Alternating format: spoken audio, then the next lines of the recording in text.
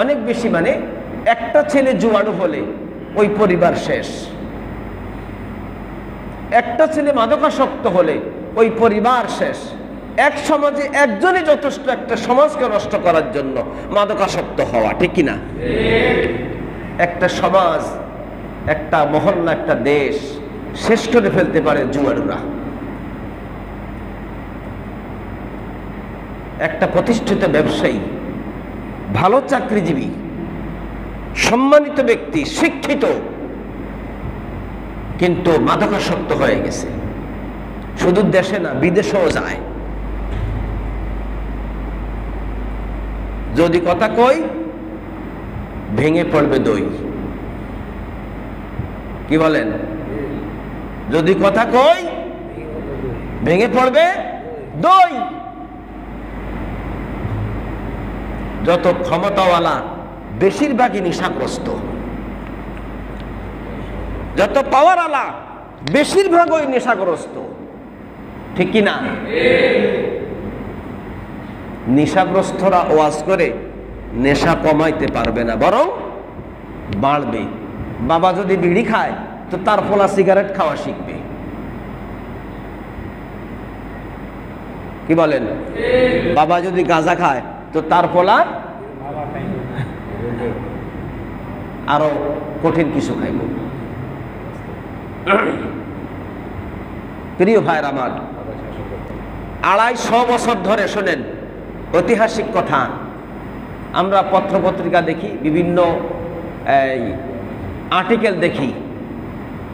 250 বছর ধরে আমেরিকা, ইউরোপে মদ এবং মাদকের বিরুদ্ধে সংগ্রাম করেছে। বিশেষ করে নারীরা রাস্তায় নেমেছে, মদ এবং মাদকতার বিরুদ্ধে তারা আন্দোলন করেছে 250 বছর।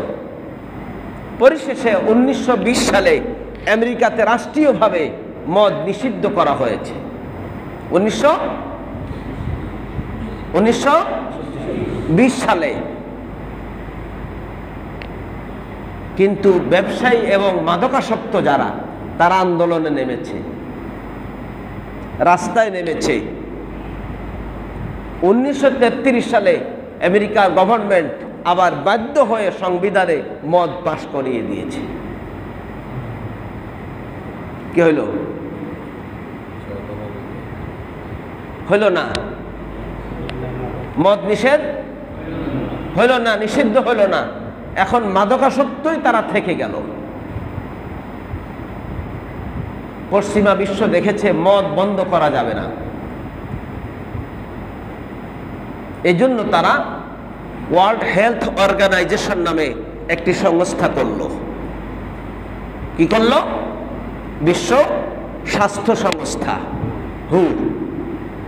এই হুর মাধ্যমে এখন তারা আন্দোলন নেমেছে, পৃথিবীতে তামাক এবং তামাকজাত দ্রব্য যা আছে এটার বিরুদ্ধে আন্দোলন করতে হবে, ওয়াজ করতে হবে, সংগ্রাম করতে হবে। এই তারই অংশ বিশেষ আজকের এই তামাক মুক্ত দিবস। আজকের তামাক মুক্ত দিবস।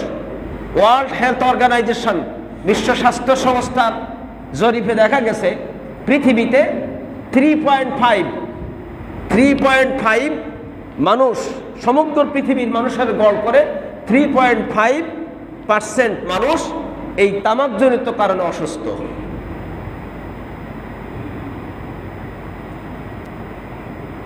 বর্তমান এক জরিপে পাইছি যে পৃথিবীতে প্রায়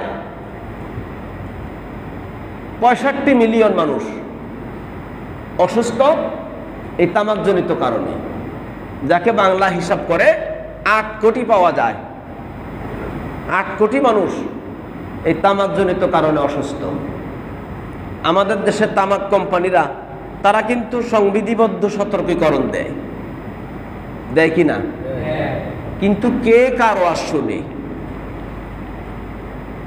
সিগারেটের গায়ে প্রত্যেকটা প্যাকেটে দেখবেন লেখাও আছে, ইভেন একটা ভয়ঙ্কর চিত্র দেওয়া আছে, আছে কি না? ওই চিত্র দেখেও না, সিগারেটের গায়ে লেখা যে ওয়াজ, ওই ওয়াজও শুনে না। কিন্তু পৃথিবীর সেই 1500 বছর আগের থেকে আজ পর্যন্ত দুনিয়ার মানুষেরা বিজ্ঞান এবং ইতিহাস প্রমাণ করেছে ইসলাম শুধু এই অবস্থা থেকে মানুষকে পরিত্রাণ দিতে পেরেছে। সুবহানাল্লাহ।